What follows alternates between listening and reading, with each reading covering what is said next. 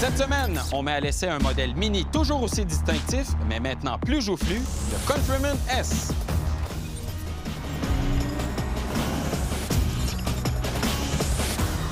Luc Olivier, pour la troisième génération, le Mini Countryman a tellement grossi qu'on pourrait l'appeler le Maxi Countryman, quasiment. Oui, effectivement, on pourrait être là. Et c'est très, très frappant. Non seulement le style est beaucoup plus mature, beaucoup plus musclé, on a complètement abandonné l'aspect joufflu, bonbon, très juvénile des deux précédentes générations. Oui. Et ça se manifeste aussi par des mesures qui sont beaucoup plus grosses. Absolument. C'est plus haut, plus large, plus long de 13,4 cm. C'est beaucoup, là. C'est énorme pour un changement de génération. Absolument. Mais ce que j'aime, c'est malgré le fait qu'on a des traits qui sont beaucoup plus angulaires, on reconnaît encore le Countryman. Les principales caractéristiques sont toujours présentes. L'espèce de fond, bon là, c'est quasiment rectangulaire, ovoïdal, des projecteurs à l'avant, entièrement ODA, évidemment, répartis dans l'ensemble de la gamme. Regarde bien ça, je vais te les allumer. Ben oui, parce qu'on a toujours la signature visuelle. Absolument. On a un petit jeu de lumière qui se fait et là, on n'est pas sûr. Est-ce que c'est une erreur de programmation ou un clin d'œil que le véhicule essaie de nous faire? On ne le sait pas. Nous, on dit que c'est un clin d'œil, c'est plus sympathique. Ouais. Donc ça, c'est un aspect que je trouve quand même le fun, c'est qu'on reconnaît cette signature visuelle-là de chez Mini. Ça, c'est réussi. Grosse grille de calandre aussi, très, très massive. Et je vais parler un peu de la grille de calandre parce qu'il y a 3 versions du Countryman. Il y a la version S, comme nous avons à l'essai, la version qui est entièrement électrique, qui va avoir exactement la même grille, mais fermée. Et on culmine évidemment avec la version John Cooper Works, qui est beaucoup plus dynamique au niveau de sa présentation, qu'on va reconnaître surtout avec des accents noirs et rouges, carénage à l'avant qui est complètement différent, même chose à l'arrière, des jantes qui sont différentes et 4 pots d'échappement qui sont bien mis en évidence. Là, ces accents dorés... Non. Est-ce que c'est de série? Non. Ça vient avec l'ensemble Flavored.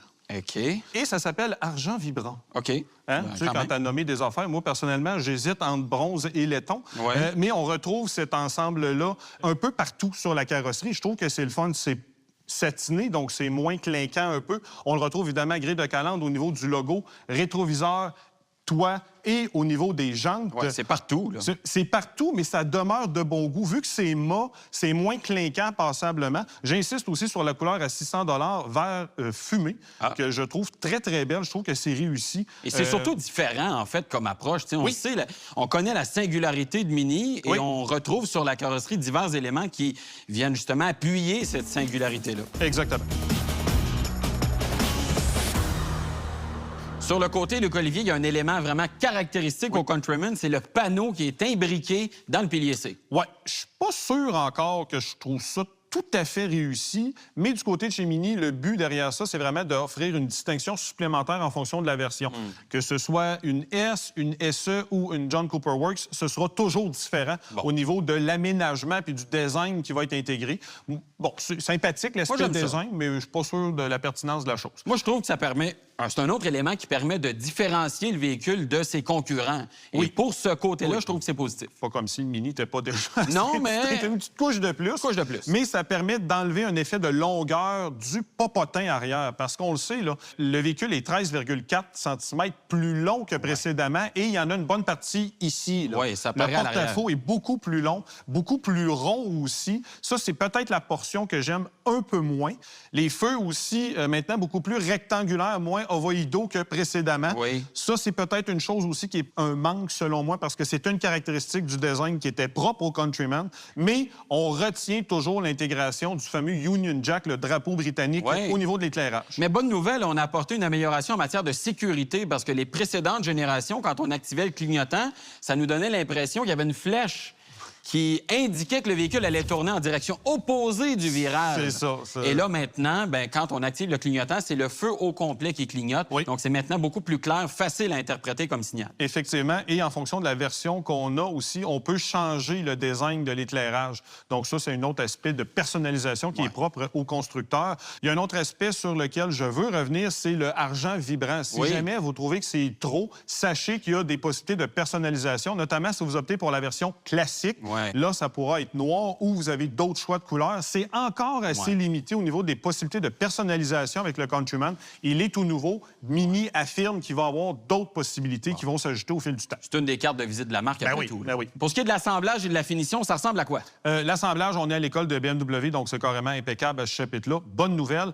La peinture, là, c'est peut-être un peu décevant, en fait, puisque l'épaisseur est dans la moyenne inférieure. Ouais. Peu de pleure d'orange, donc ça, c'est une bonne nouvelle.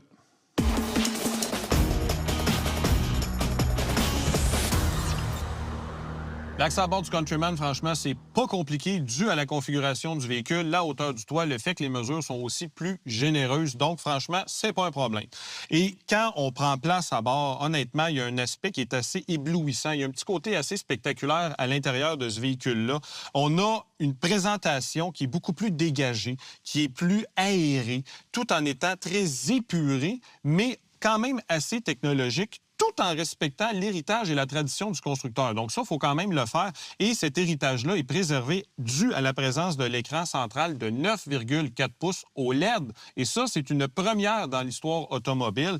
Et ce que ça donne du OLED, eh bien, c'est une qualité graphique et d'éclairage qui est pratiquement sans reproche, honnêtement. C'est vraiment impressionnant. Et vous avez plusieurs tableaux qui vont changer à mesure que vous changez les modes de conduite. Donc, vous pouvez avoir quelque chose qui est timeless, qui ressemble à une vieille montre ou encore quelque chose de plus dynamique avec l'ensemble Go-Kart. Donc, ça vaut la peine de jouer là-dedans. C'est vraiment très, très intéressant.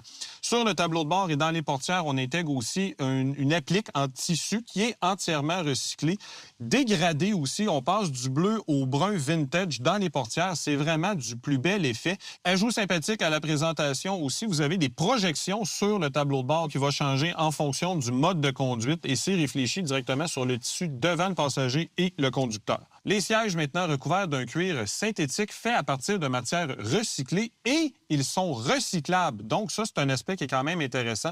De très bonnes factures avec des surpiqûres, un passepoil et fait très important, ils viennent directement de la version John Cooper Works, qui est la division de performance du côté de chez Mini.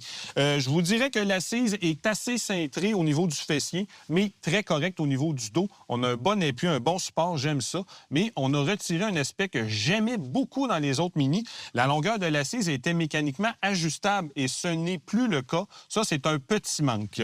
Nouvelle génération de volants du côté de chez Mini et comme tout le reste, on joue d'originalité, notamment avec la bande de tissu qui sert de troisième bras au volant. Et personnellement, j'aime beaucoup ça. C'est original et distinctif. Gros bras transversaux ici. Et ça, franchement, j'aime peut-être un peu moins. On reconnaît bien évidemment les boutons qui sont propres à la maison mère BMW, mais ce que j'apprécie le moins, c'est vraiment la grosseur du boudin. C'est gigantesque. Ça entraîne même un léger inconfort. Autre aspect dont je suis plutôt déçu, l'affichage tête haute. Clairement, Mini refuse d'intégrer un vrai affichage tête haute. On a toujours cette espèce de petite languette insignifiante. La luminosité est supérieure à ce qu'elle était, mais sa position fait que c'est vraiment pas agréable à utiliser. Personnellement, je le fermerais et merci, bonsoir. Système de son aussi dans la version Flavored, quand même un point qui est intéressant pour ceux qui aiment écouter de la musique. Système de son Harman Kardon, 12 haut-parleurs, 365 watts d'une qualité qui est tout à fait décente. Je vais vous parler d'un autre point qui est caractéristique du côté de chez Mini, ce sont les fameux interrupteurs à la console. Dans le cas présent, Mini a fait le ménage, il n'en reste que deux, un pour la gestion de la transmission et le second pour ce qui est des différents modes de conduite. Recharge par induction à la base, malheureusement, elle n'est pas climatisée, donc votre téléphone va éventuellement chauffer. Plus bas, un peu de rangement, encore une fois, porte-gobelet et ce tout petit coffret tout à fait mignon, mais ô combien inutile. Sérieusement, on voit qu'ici, le design a pris le pas sur l'aspect fonctionnel. On a bel et bien un accoudoir, mais malheureusement, il n'est que coulissant. On ne peut pas l'ouvrir pour optimiser le rangement. On retrouve aussi un petit peu de rangement ici, ainsi que des prises USB-C. Dans l'ensemble, la sensation que le Countryman offre, c'est assez unique dans l'industrie et ça, j'aime beaucoup ça.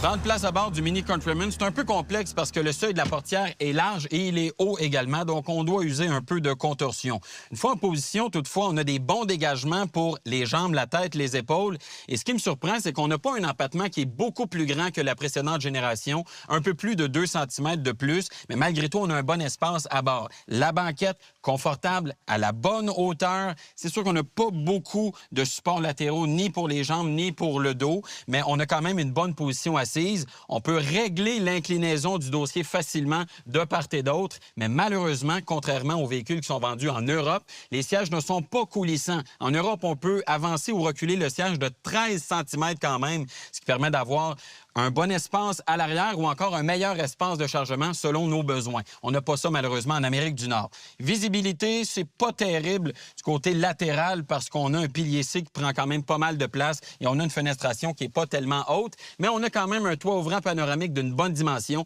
qui apporte une bonne luminosité à bord. Côté des commodités, maintenant, on a des vides-poches dans le dossier des sièges à l'avant, 2 prises USB-C, bouche de ventilation. On a une commande pour régler le flux d'air, mais pas de commande, par exemple, pour régler la température ou encore la vitesse du ventilateur. On n'a pas de siège chauffant à l'arrière. Personnellement, je trouve que c'est une option qui manque, mais on a toutefois des bons vides-poches dans les portières et un accoudoir central avec 2 porte-gobelets qui permet quand même d'avoir un bon confort. Espace de chargement maintenant accessible avec un haillon électrique qui ouvre à une bonne vitesse, mais malheureusement, le seuil est trop élevé et il y aurait de la place à amélioration parce que le plancher de l'espace de chargement est vraiment rabaissé par rapport au seuil du haillon. Donc ça, il y aurait place à amélioration de ce côté-là. Volume de chargement, on est à seulement 460 litres, ce qui est quand même très peu considérant l'augmentation de la taille du véhicule. Et si on rabat la banquette à la manière 40-20-40, on monte à 1450 litres, ce qui est encore une fois pas beaucoup et même en bas de la moyenne de la catégorie.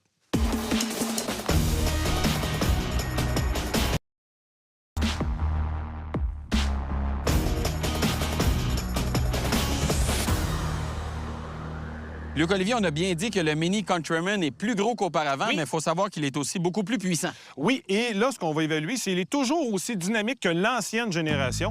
Et on est justement là pour tester ça. Allons-y.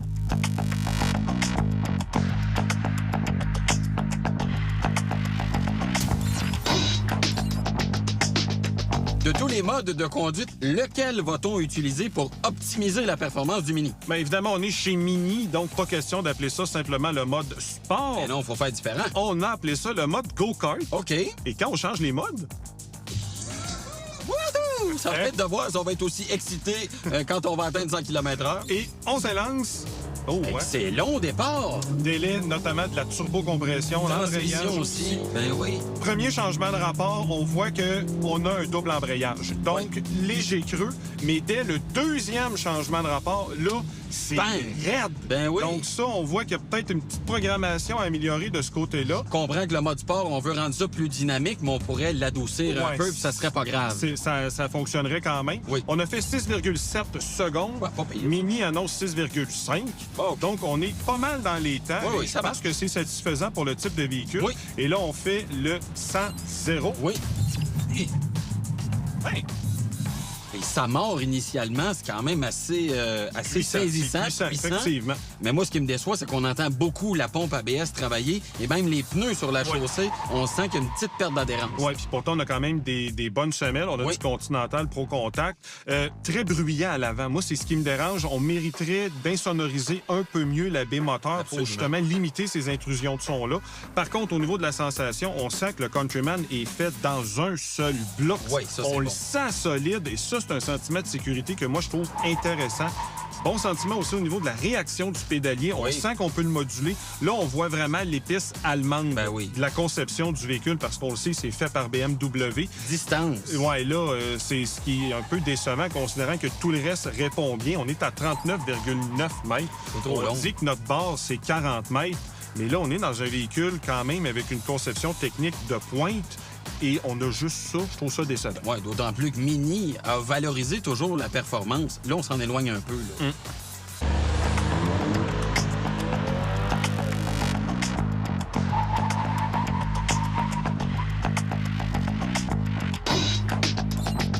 On s'élance maintenant avec le Countryman pour le slalom. Mini, on est supposé avoir du plaisir au volant. On a aussi une garde au sol plus élevée que l'ancienne génération. Oui, on est maintenant à 8 pouces.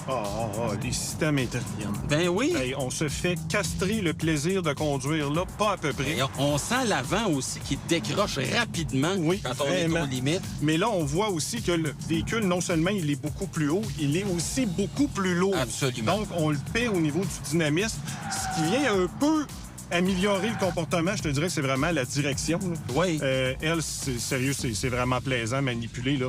Elle communique bien, elle est précise, directe aussi. T'as pas de l'air à te battre non plus. Ah, là, vraiment pas. C'est le seul bout que j'ai eu de l'agrément, je te dirais. Bon, c'est ça. C'est quand même un peu décevant parce que chez Mini, normalement, on met l'accent sur le dynamisme. Et là, malgré les pneus de bonne qualité, malgré une suspension qui devrait être bien calibrée, avec une bonne ingénierie, une bonne conception, on parvient pas à contenir le poids quand même assez élevé du véhicule. Donc, on frise constamment les limites, hauteur des suspensions et le poids. Mais là, tout ça fait que à chaque braquage. C'est décevant. Ouais.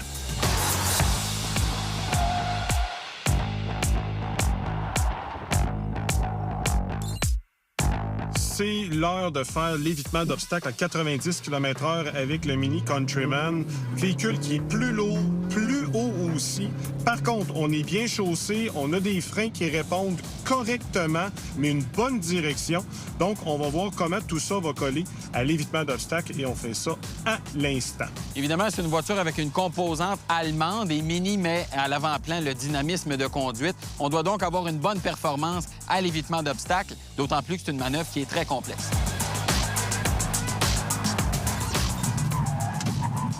Oh!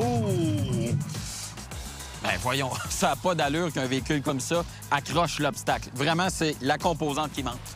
Légèrement accroché l'obstacle central. J'ai vraiment eu du sous-virage. Le train avant n'a pas mordu.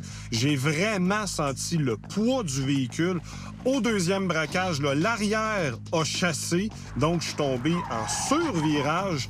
Donc, vraiment, au niveau des sensations, pas super agréable. Je me suis pas totalement senti en contrôle, mais heureusement, la distance de freinage, elle, me semble courte. Mais dans l'ensemble, ben, c'est un échec parce que j'ai accroché un des cônes à l'entrée. Ouais. C'est vraiment inacceptable qu'un véhicule comme ça échoue l'évitement d'obstacles. Totalement d'accord avec toi et je te dirais que ce sont les pneus, selon moi, qui nous ont laissé tomber. Même si on a techniquement des pneus d'une bonne qualité, on a quand même du Continental, du 2,45 au niveau de la largeur. Bonne empreinte au sol. Au premier braquage, bien écoute, ça a continué tout droit. Deuxième braquage, l'arrière a même chassé. Sérieusement, l'adhérence était très, très limitée. Mais je te rappelle qu'on a un véhicule qui est quand même lourd, là, 1720 quelques kilos. Effectivement. Puis visiblement, le travail des suspensions, qui de l'extérieur était quand même correct. J'ai trouvé que les mouvements de caisse n'étaient pas trop prononcés. Malgré ça, le poids trop élevé a fait que le véhicule a ramassé l'obstacle. Effectivement. Et le système de stabilité n'est pas venu à bout de contenir la manœuvre. Là. Non, vraiment, là, il y a eu presque une perte de contrôle. Au moins, la bonne nouvelle, c'est que la distance de freinage, elle est courte. Mais au final, c'est pas juste la distance qui compte, c'est d'éviter ça. Puis c'est pas arrivé.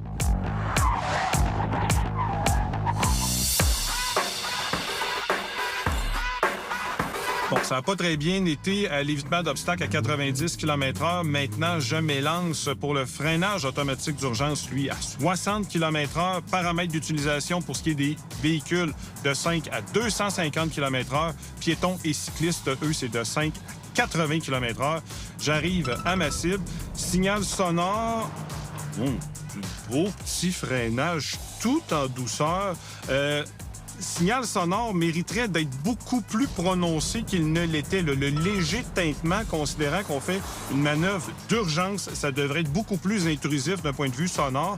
On a toutefois un signal lumineux qui apparaît au niveau de l'écran central et à l'affichage tête-haute qui brille quand même de manière suffisante pour attirer notre attention. Ce que je retiens au final, c'est qu'on a un freinage qui est tout à fait progressif et on évite l'obstacle.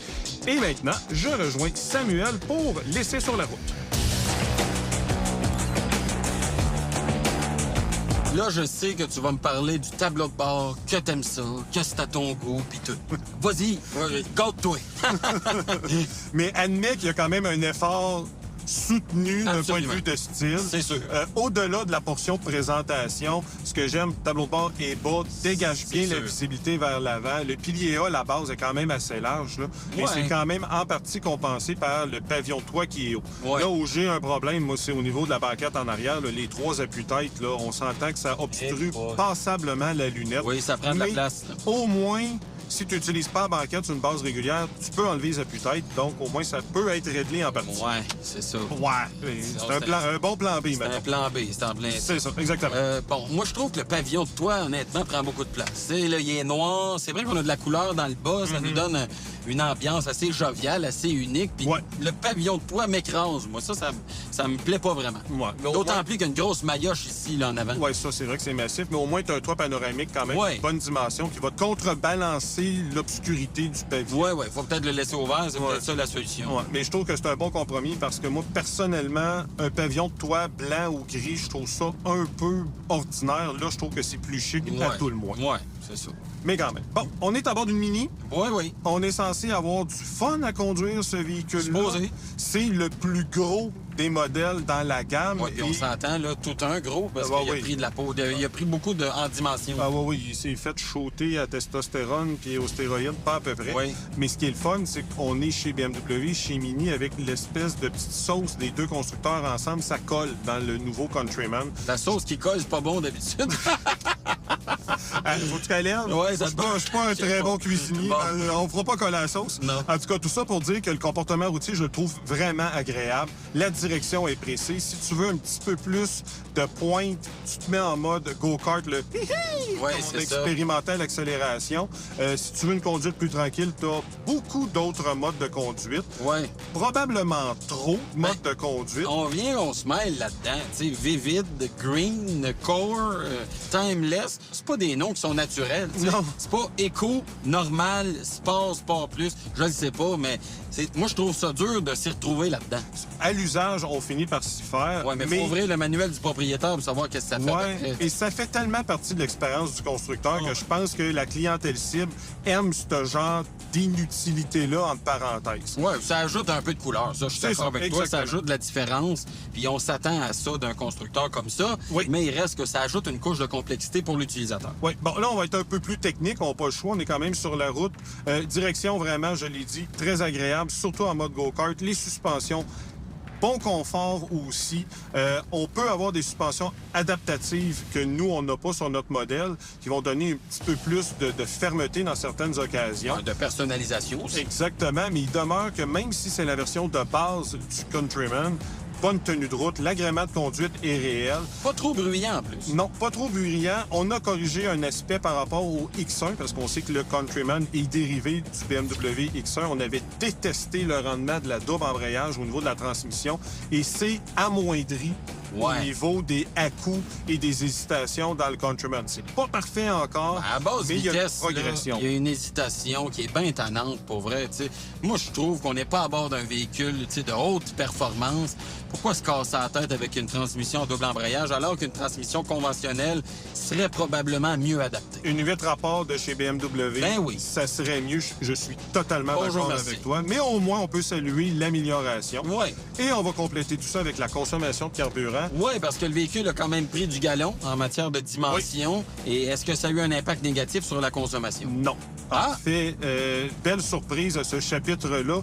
Les cotes de consommation gouvernementale officielles par rapport au Countryman, c'est dans la norme. Là, on tente 7,5 et 10 litres au 100, là, grossièrement. Ville, route, etc. Le mélange de tout ça. Mais nous, on a fait 6,6 litres Ouais. au 100. Évidemment, ça marche avec du super, donc Ouais, ça oui. coûte un peu plus cher à la pompe. Mais au moins, on a quand même amoindri la consommation de carburant. Et ça confirme un peu la tendance qu'on a observée dans les dernières années dans nos tests de consommation. Les véhicules chez BMW ont souvent une consommation avantagée Oui. par rapport aux cotes qui sont annoncées. Donc, quand Effectivement. même, un bon avantage pour les consommateurs. Oui, il y a une petite chose, par contre, que Ah. j'aurais aimé que BM/Mini intègre dans cette motorisation-là. Pourquoi pas mettre un système 48 volts? Ouais. Une petite aide électrique qui aurait donné juste un petit kick de plus, qui aurait permis d'améliorer le rendement de la motorisation et de diminuer la consommation. Et qui aurait permis aussi d'augmenter le prix de 2000 $. C'est peut-être pour ça qu'on ne l'a pas fait. Ouais, peut-être.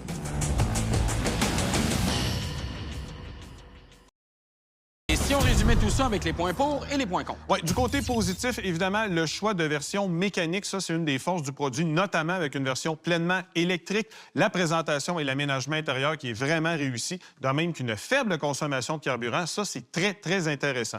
Du côté des points négatifs, maintenant, le manque de possibilités au niveau des personnalisations, je trouve que ça devrait être corrigé et rapidement pour attirer les acheteurs. Les volumes de coffre aussi qui sont pas si impressionnants que ça en fonction de la grosseur du véhicule. Et finalement, l'échec à l'évitement d'obstacles qui est plutôt inacceptable considérant les qualités techniques de ce produit. Donc, quel est le verdict de RPM sur ce véhicule? Bien, on va être conséquent avec ce qu'on a fait avec les BMW X1 et X2, dont le Countryman est dérivé. Donc, c'est un produit que l'on recommande.